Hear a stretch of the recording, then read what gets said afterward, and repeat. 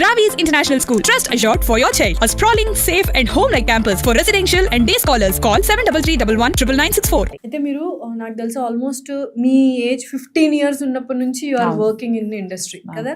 అప్పటి నుంచి ఇప్పటిదాకా అసలు బ్రేక్ ఎక్కడ తీసుకోలేదు.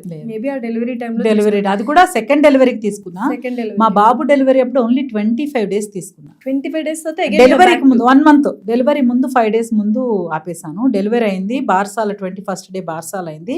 25th day నుంచి వర్క్ చేశాను. ఒక 1 month తీసుకున్నాను ఫస్ట్ డెలివరీకి. ఇప్పుడు నాకు తెలియలేదు, ఎవరు చెప్పలేదు నువ్వు బ్రేక్ తీసుకోవాలని చెప్పలేదు. నేను వర్క్ కమిటెడ్, వచ్చిన సీరియల్స్ చేసాము, అయిపోయింది. సెకండ్ టైంకి నాకు ఎలాగైనా ఆడపిల్ల కావాలి అనే కోరిక.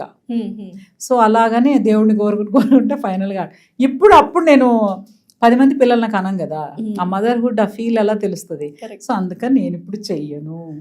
సో సెకండ్ బేబీకి 3 years బ్రేక్ తీసుకున్నాను. సో ఇంత బిజీ స్కెడ్యూల్లో ఫ్యామిలీతో ఎలా టైం స్పెండ్ చేశారు అండ్ వీడియోస్ అన్ని చూస్తుంటాం. You're very beautiful family, touch wood డిస్ట్ తగలకూడదు. సో ఆ వర్క్ బ్యాలెన్స్ అనేది మాకు తెలుసు. అసలు సీరియల్స్ లో ఎంత టైం నుంచి ఎంత టైం వర్క్ చేస్తారని 15 years నుంచి స్టార్ట్ చేశారంటే ఇట్స్ ట్రెమెండస్ కెరియర్ అనమాట, వెరీ లాంగ్ కెరియర్. ఎలా బ్యాలెన్స్ చేస్తున్నారు ఫ్యామిలీని?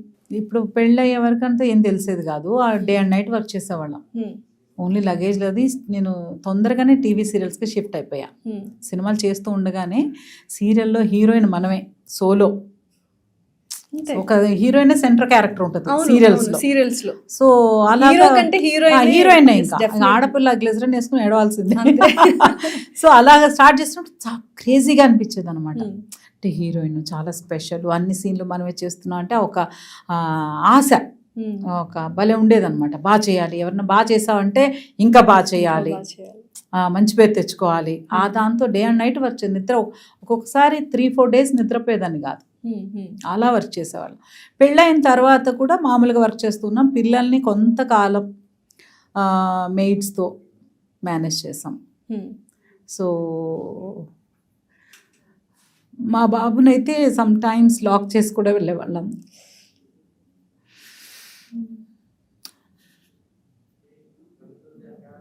బట్ వర్క్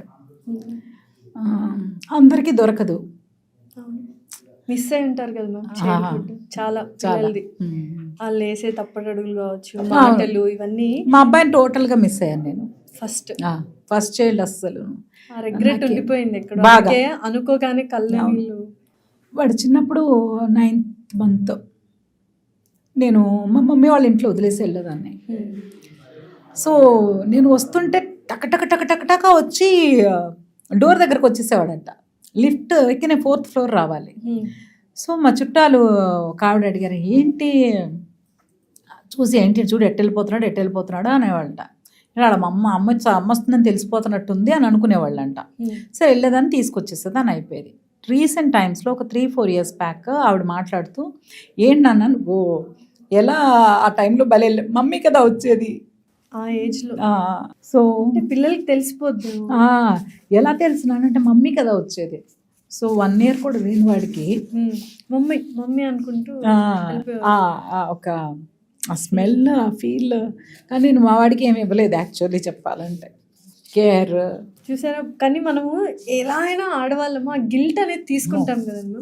ఇప్పుడు హస్బెండ్ ఫాదర్ కూడా అంతే వర్క్ చేస్తారు, అంతే మిస్ అవుతారు. కానీ ఆ గిల్ట్ వాళ్ళు తీసుకోలేరు. ఎందుకు ఆడవాళ్ళకి ఎందుకు ఇంత గిల్ట్ ఫ్రీ అంటే ఆ మదర్హుడ్ అలాంటిది రెస్పాన్సిబిలిటీస్ తీసుకోవడంలో కానీ ఏదైనా సరే, ఏదైనా తట్టుకోగలిగే శక్తి ఆ టైంలో నేను ఫీల్ అవ్వలేదు కదా. మా పిల్లాడిని వదిలేసి వర్క్ చేస్తున్నానని నేను ఫీల్ అవ్వలేదు. బట్ ఇన్ని ఇయర్స్ తర్వాత అంటే వాడు సో మా అబ్బాయి చాలా కేరింగ్ బాయ్. సో వాడు ఎక్స్పెక్ట్ చేయడు, ఇప్పటికీ ఎక్స్పెక్ట్ చేయడు ఏమి, మమ్మీ నువ్వు నాకు ఇది చెయ్యాలి అని ఎక్స్పెక్ట్ చేయడు. నాకు ఏదైనా అవసరం అయితే నేను అంటే నా శాడిజం చూడాలి. నాకు భయం. రూమ్లో నుంచి బయటకు వచ్చి ఫ్రిడ్జ్ దగ్గరికి వెళ్ళి వాటర్ తెచ్చుకోవడం, ఒకవేళ మర్చిపోతే నేను మావాడు 1st floor ఉంటే ఫోన్ చేస్తా, నాన్న పడుకున్నా, లేదు మమ్మీ చెప్పు నాకు కొంచెం మంచినీళ్ళు కావాలి నాన్న, వస్తున్నాను అంటాడు. పైనుంచి వచ్చి ఫ్రిడ్జ్లో తీసి నాకు వాటర్ ఇచ్చి మళ్ళీ పైకి వెళ్ళి పడుకుంటాడు. అంటే ఎంత రెస్పాన్సిబుల్. కొంతమంది పిల్లలు అసలు ఈ మధ్య అడుక్కున్నా చేయట్లేదు పిల్లలు పేరెంట్స్ కి వర్క్. వాడు అలా చేస్తున్నప్పుడు నాకు అనిపిస్తుంది అనమాట. సో యాక్చువల్లీ మన పేరెంట్స్ ఇప్పుడు పిల్లలు చాలా మంది మేము కనమని చెప్పామా మిమ్మల్ని అడుగుతున్నారు. అవును మ్యామ్, నిజంగానే ఉన్నారు. నేను చూసాను చాలా మంది పేరెంట్స్ నా దగ్గర బాధపడ్డం కూడా నేను విన్నాను. అలాగా మేము కనమన్నావా, ఇట్స్ యువర్ చాయిస్. ఏం చాయిస్ అది తెలియదు కదా, చాయిస్ ఎలా అవుతుంది కదా. ఇలా పెట్టుకొని పెంచుతాం మనము, కానీ వాళ్ళు అలాంటి అలా ఎక్స్పెక్టేషన్స్ అలా ఉన్నప్పుడు మనం అనిపిస్తామంటే మన పిల్లలు యాక్చువల్గా చెప్పాలంటే వాళ్ళకి పెద్ద లైఫ్ ఏమి ఇవ్వలేదు. మేము సెక్యూరిటీ ఇచ్చాం, టూర్స్కి వెళ్ళాం. మా అమ్మాయికి పెద్ద డిప్రెషన్ అది. అవునా, డిప్రెషన్ టూర్స్కి ఎందుకు వెళ్ళారు? మన సీరియల్స్ మనం పని చేసిన రోజులే పని, మన గ్యాప్ తీసుకునేంత పెద్ద స్టార్స్ కాదు. స్టార్స్ కూడా తీసుకోరు. ఇన్ఫ్యాక్ట్ సినిమాని కమిట్ అయ్యాక ఇప్పుడు ఎవరన్నా వెళ్తున్నారేమో కానీ ఒకప్పుడైతే అందరూ డెడికేటెడ్గా వర్క్ చేస్తున్నారు. పెద్ద పెద్ద కృష్ణ గారు కానీ చిరంజీవి గారు కానీ నాకు ఎనీ స్టార్ అంటే బిగ్ స్టార్ ఏదో లెజెండరీ యాక్టర్స్ ఎవరైతే ఉన్నారో ఇప్పుడు హాలిడేకి వెళ్తున్నారు. ఇప్పుడు వాళ్ళు అప్పుడు ఫీల్ అయ్యేవాళ్ళు, ఇప్పుడు ప్రెసెంట్ జనరేషన్ కొంచెం అలా ఇప్పుడు వెళ్ళొచ్చు కదా టూర్స్. ఇప్పుడు వెళ్ళాలి. ఇప్పుడు వాళ్ళ చదువులు మాకు ఎలా ఉండేది, నాకు ఫ్రీగా ఉంటే జాకీ గారు ఫ్రీ ఉండేది కాదు. డేట్స్ షూటింగ్ డేట్స్ మా ఇద్దరికి ఫ్రీ చేసుకున్నా కూడా పిల్లల స్కూల్స్ ఉండేవి. వాళ్ళకి హాలిడేస్ అంటే మేము ఎక్కడ ఉండేవాళ్ళం. మా అమ్మాయి చెప్పి mummy every year summer holidays తర్వాత స్కూల్ స్టార్ట్ అయితే అందరిని అడుగుతారట టీచర్స్, నువ్వే ఊరు వెళ్ళావు. I was at home ma'am అని చెప్పేదంట.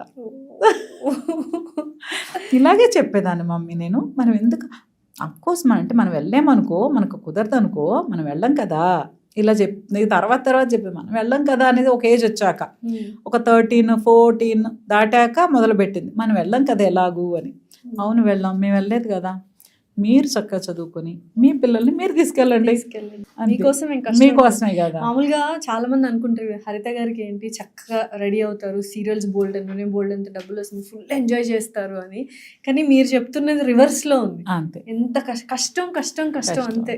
అది కష్టం ఫీల్ అవ్వకూడదు అనే దానికి రీజన్ ప్రతి ఒక్కరికి అవకాశం రాదు. యాక్టర్స్ అవ్వాలని చాలా మంది వస్తారు, అందులో ఎవరో 1,00,000 మంది వస్తే 1000 మంది యాక్టర్స్ అయితే చాలా గొప్ప విషయం అట.